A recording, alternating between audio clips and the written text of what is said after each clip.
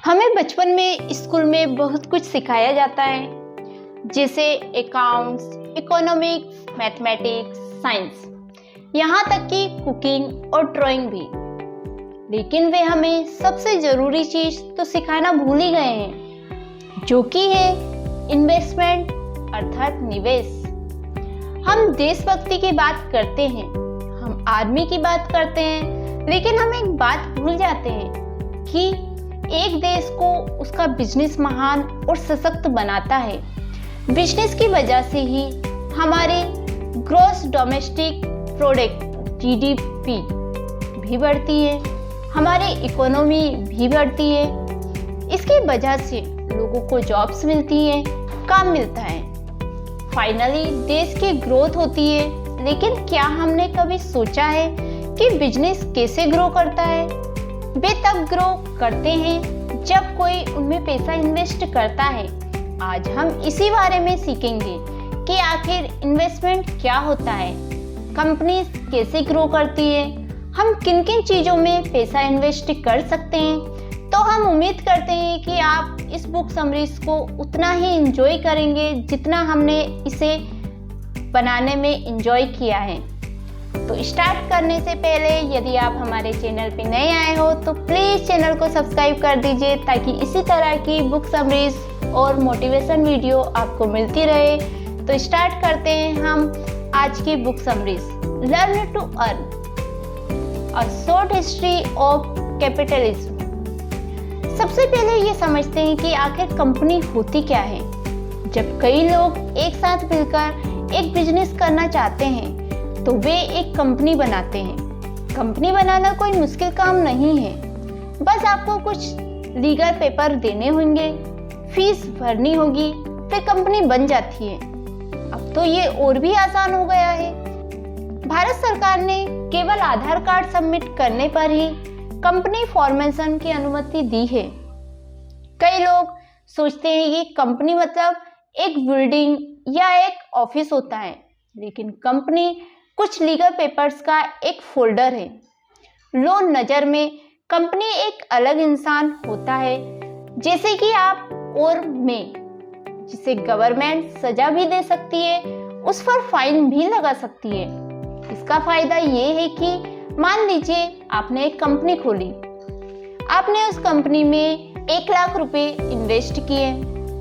कल को उस कंपनी से कोई गलती हो जाती है तो केस कंपनी के ऊपर होगा, आपके ऊपर नहीं। इसमें आपका ज्यादा से ज्यादा 1 लाख रुपए का नुकसान होगा। वही 1 लाख जो आपने कंपनी में इन्वेस्ट किया था, गवर्नमेंट आपके पर्सनल एसेट्स जैसे घर, गाड़ी, गोल्ड नहीं ले सकती। यही कंपनी बनाने का सबसे बड़ा फायदा है कि आप लायबिलिटीज लिमिटेड रखते हैं, यानी आप उतनी ही चीज़ों के लिए लीवर हैं जितनी आपने इन्वेस्ट की है। इसलिए कंपनी के नाम के आगे लिमिटेड शब्द लगाया जाता है। अब टाइप्स ऑफ कंपनी के बारे में जानते हैं। कंपनी 2 तरह की होती है। प्राइवेट कंपनी उसे कहते हैं जिसमें आम पब्लिक पैसा इन्वेस्ट नहीं कर सकती।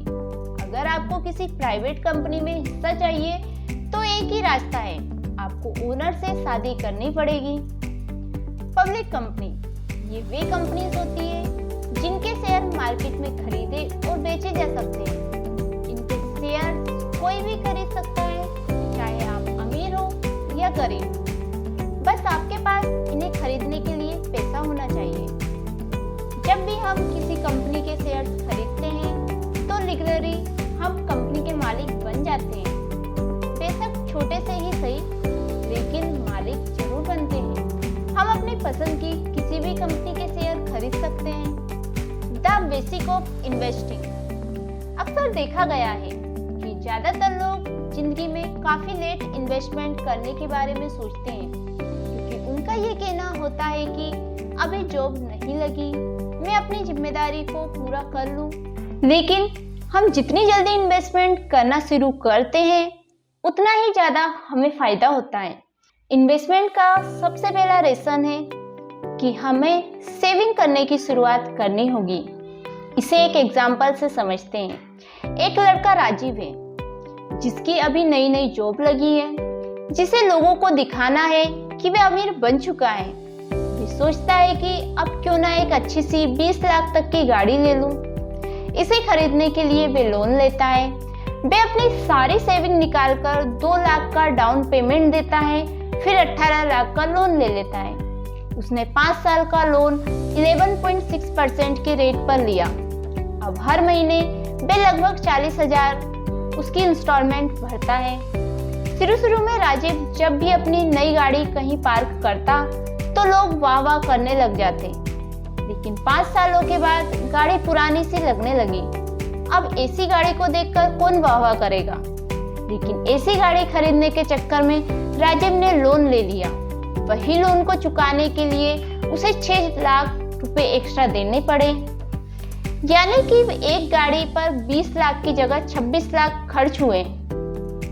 5 साल के बाद जब अपने लोन चुका दिया तब उसके पास एक ऐसी गाड़ी थी जिसे अब वे पसंद भी नहीं करता था, जिसकी कीमत मार्केट में सिर्फ 8 लाख रुपए हो गई थी।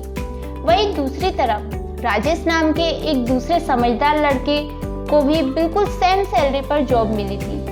राजेश ने भी गाड़ी ली, लेकिन सेकेंड हैंड, वे भी बिना किसी लोन के। वे सिर्फ बात को समझता था कि गाड़ी उसके लिए बस एक ट्रांसपोर्ट का साधन है जो उसे एक जगह से दूसरी जगह तक ले जा सकती है। गाड़ी पर कोई डेंट या स्क्रैच लगने से उसे कोई फर्क नहीं पड़ता था। वे अपनी सैलरी का एक बड़ा हिस्सा इन्वेस्ट कर रहा था। फिर एक ऐसा समय आया जब राजेश ने अपना खुद का घर खरीदा। उसने अपने ऊपर के 2 फ्लोर को रेंट पर दे दिया। फिर हर महीने पैसिव इनकम कमाने लगा।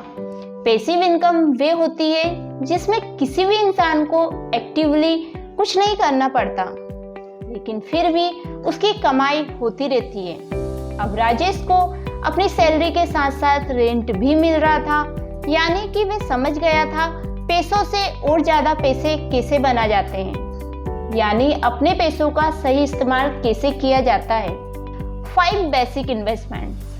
जो इस बात को समझ गए हैं कि इन्वेस्टमेंट करना कितना ज़रूरी है, उनके पास पैसे इन्वेस्ट करने के 5 ऑप्शंस होते हैं। सेविंग अकाउंट, ये बड़ा सिंपल सा कॉन्सेप्ट है जिसे हम में से ज़्यादातर लोग यूज़ करते हैं। इसमें हर महीने हम कुछ पैसे बैंक में डालते हैं। बैंक उन पैसों को दूसरों को लोन देने में इस्तेमाल करता है। लोन पर दिए गए पैसों पर बैंक ज़्यादा इंटरेस्ट लेता है, उससे कुछ कम इंटरेस्ट हमें देता है। यानी आप पैसे सेव करके उन पैसों से और पैसा कमा सकते हैं। सेविंग करने का हमारा मकसद होता है हम कम से कम इन्फ्लेशन को तो बीट कर सकें, यानी महंगाई को। इसे एक एग्जांपल से समझते हैं। मान लीजिए कि आज आपने बैंक में 6% के हिसाब से 100 रुपये जमा किए। 1 साल के बाद आपको 106 रुपये मिलेंगे, यानी 6 इंटरेस्ट के रूप में।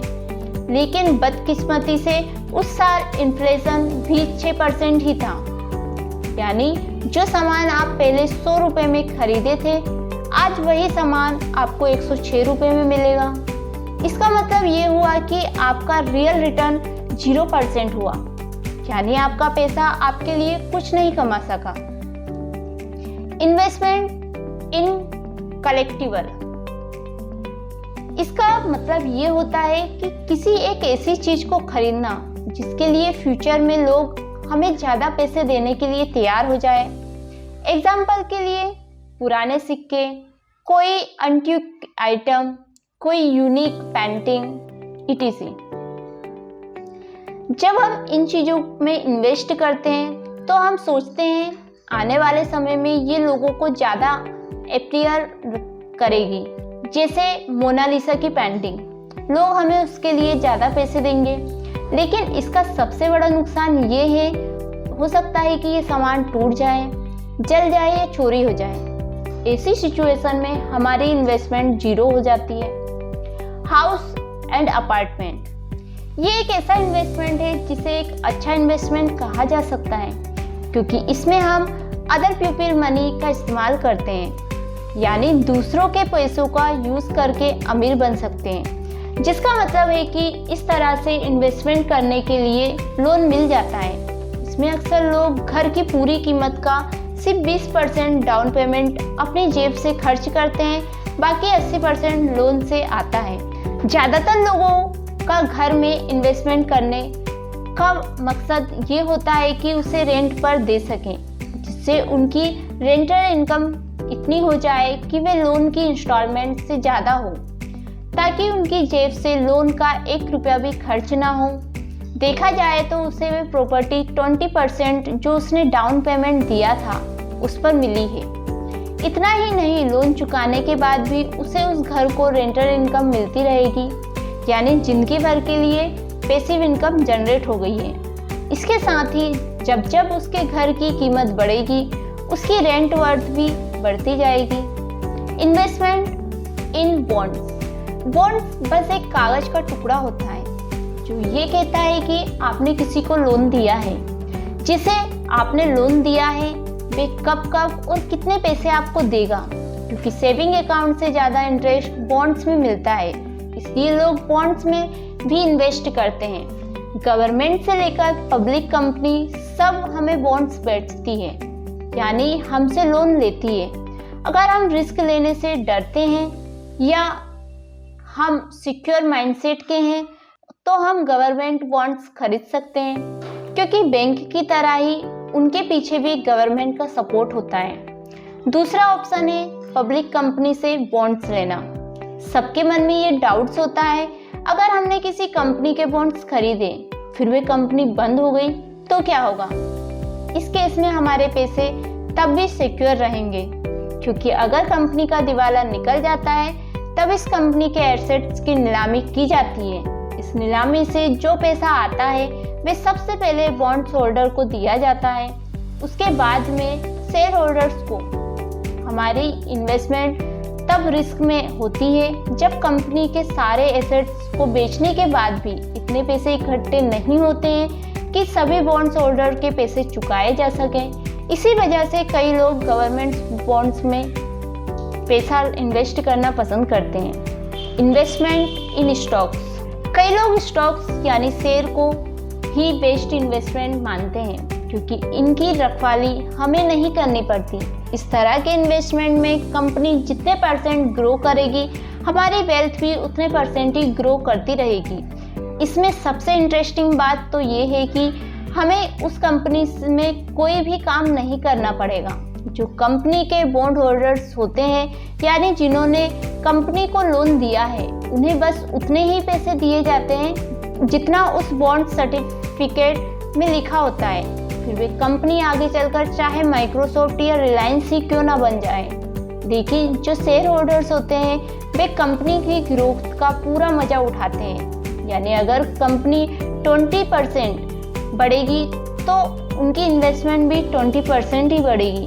अगर हमें इन्वेस्ट करना शुरू करना है तो ऐसा नहीं है कि हमें करोड़पति होना होगा या लखपति होना होगा। आप 500 रुपये से भी इन्वेस्ट कर सकते हैं। ऑथर कहते हैं कि अगर हम ये भी नहीं करना चाहते तो हम किसी कंपनी को ट्रैक करना शुरू कर सकते हैं, फिर उसकी फाइनेंशियल स्टेटमेंट को पढ़कर ये इमेजिन कर सकते हैं कि हमने उसके शेयर खरीद लिए हैं। अब हमें ये देखना होगा क्या हम लॉन्ग टर्म में उस कंपनी को उतार चढ़ाव के बिहेवियर को प्रेडिक्ट कर पा रहे हैं या नहीं, यानी क्या हमारे इमेजिनरी शेयर की वैल्यू बढ़ रही है या नहीं। जब हमें कुछ अंदाजा होने लगे तब हम सच में शेयर खरीदना शुरू कर सकते हैं। जब लोगों को शेयर में नुकसान होता है तो ये शेयर्स की गलती नहीं होती है, बल्कि उसमें गलती शेयर्स खरीदने वाले की होती है, क्योंकि जितना वक्त हम एयर कंडीशनर को खरीदने में लगाते हैं उतना वक्त हम किसी कंपनी के शेयर खरीदने में नहीं लगाते हैं। जल्दबाजी में किसी कंपनी में इन्वेस्ट करना बहुत बड़ी बेवकूफ़ी है। Investment in mutual fund. अगर हम खुद अपने पैसों को इन्वेस्ट करना नहीं चाहते तो ऑथर कहते हैं कि हम म्यूचुअल फंड में भी पैसा इन्वेस्ट कर सकते हैं। म्यूचुअल फंड में एक एक्सपर्ट होता है जिसे फंड मैनेजर कहा जाता है।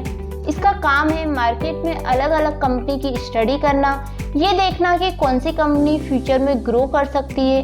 म्यूचुअल फंड में कई लोग पैसा इन्वेस्ट करते हैं। उदाहरण के लिए आपने 10,000 रुपये दिए, मैंने 20,000 दिए। अब फंड मैनेजर इन सारे पैसों को कई अलग अलग कंपनी में इन्वेस्ट कर देता है। अगर ये सारी कंपनी ग्रो करती है तो ये सारा प्रॉफिट इन्वेस्टर को उनके लगाए गए पैसों के हिसाब से दे दिया जाता है।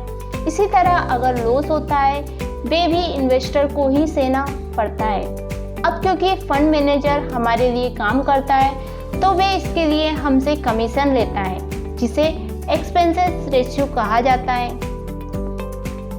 अगर हमें इन्वेस्ट करने में मजा आ रहा है तो हम शेयर्स खरीद सकते हैं। पीटर कहते हैं कि इसके लिए हमें MBA करने की ज़रूरत नहीं है, एक आम आदमी भी अपने लिए शेयर ढूंढ सकता है, यहाँ तक कि किसी फंड मैनेजर से ज़्यादा रिटर्न भी कमा सकता है। ऑथर कहते हैं जो लोग खुद इन्वेस्ट करते हैं उन्हें 5 कैटेगरी में डिवाइड किया जा सकता है। डॉट्स इन्वेस्टर, ये वे लोग होते हैं जो गेस करते हैं यानी तुक्का मारते हैं। उन्हें कंपनी के बारे में कुछ पता नहीं होता लेकिन फिर भी ये शेयर खरीद लेते हैं, सिर्फ ये सोचकर कि किसी दिन शेयर की वैल्यू बढ़ जाएगी। ये बिल्कुल एक लॉटरी के टिकट को खरीदने जैसा है। इन्हीं लोगों को शेयर में नुकसान होता है।